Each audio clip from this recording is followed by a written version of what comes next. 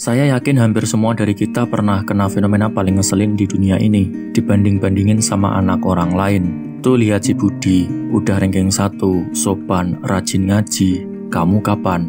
Atau coba kayak si Siti, pinter masak, rajin bantuin orang tua. Sementara di rumah sebelah, si Budi dan si Siti ini juga lagi dibandingin sama kita, muter-muter kayak biang lala. Tapi kenapa orang tua hobi banget melakukan ini? Kenapa membandingkan anak kayaknya udah jadi tradisi yang susah banget dihilangkan? Kalau dipikir-pikir, ini kayak penyakit sosial yang udah ada sejak dulu. Di Jawa, ada istilah sawang sinawang, yang artinya orang selalu melihat hidup orang lain lebih enak, lebih bagus, lebih sukses. Padahal orang lain juga bisa saja melihat hidup kita seakan lebih enak. Ini soal perspektif sebenarnya. Istilah lebih modernnya, rumput tetangga selalu lebih hijau. Orang tua kita tidak sadar kalau mereka sendiri dulu juga pernah dibanding-bandingin waktu kecil. Dan alih-alih sadar bahwa itu menyakitkan, mereka malah mengulangnya ke anak-anaknya. Kayak lingkaran setan yang tidak ada ujungnya. Dalam psikologi, kita seringkali pakai konsep yang namanya social comparison theory dari Leon Festinger. Teori ini bilang bahwa manusia secara alami suka membandingkan dirinya dengan orang lain buat mengevaluasi dirinya sendiri. Masalahnya, kalau yang dibandingin itu anak sendiri dengan anak orang lain, ini bukan evaluasi yang sehat, tapi racun pelan-pelan. Anak jadi ngerasa dirinya tidak cukup baik, tidak cukup pintar, tidak cukup segalanya. Dan parahnya, ini dilakukan sama orang yang seharusnya paling mendukung dan menerima mereka apa adanya. Kenapa mereka melakukan ini? Jawabannya sederhana, yaitu ekspektasi dan gengsi. Orang tua ingin anaknya jadi versi terbaik, tapi seringkali versi terbaik menurut standar yang mereka tetapkan sendiri, bukan standar yang realistis. Ada juga unsur prestis sosial. Punya anak sukses itu kayak trofi buat mereka. Kebanggaan yang bisa dipamerin ke tetangga dan keluarga besar.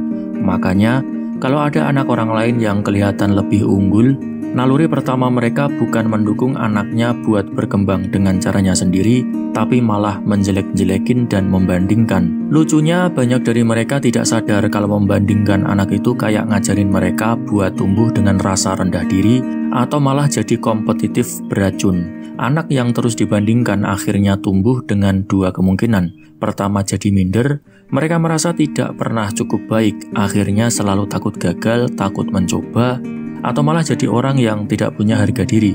Kedua, jadi ambisius yang tidak sehat.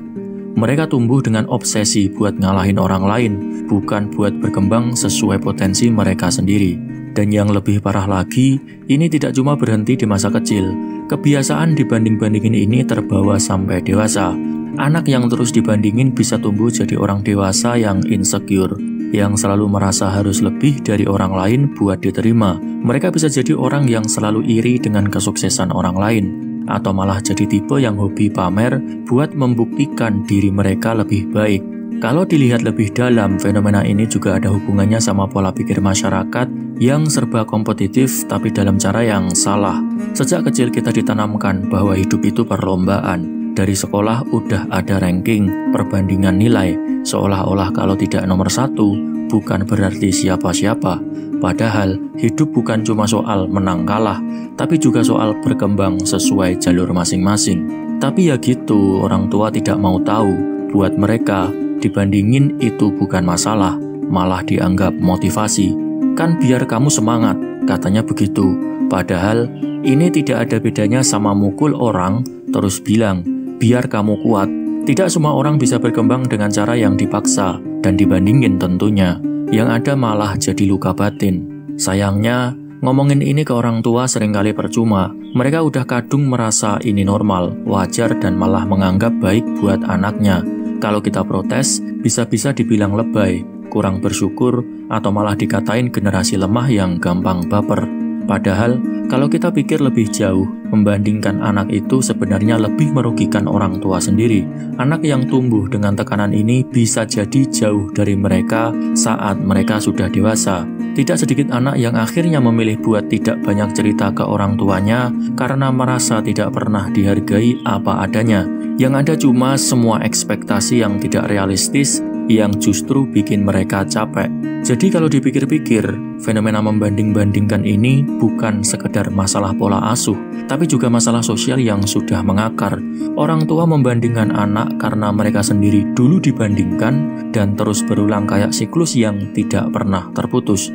Mereka lupa kalau tiap anak punya jalannya sendiri, potensinya sendiri, dan waktu berkembangnya sendiri. Bukan kayak produk pabrik yang harus sama rata dan bisa dibandingkan satu sama lain.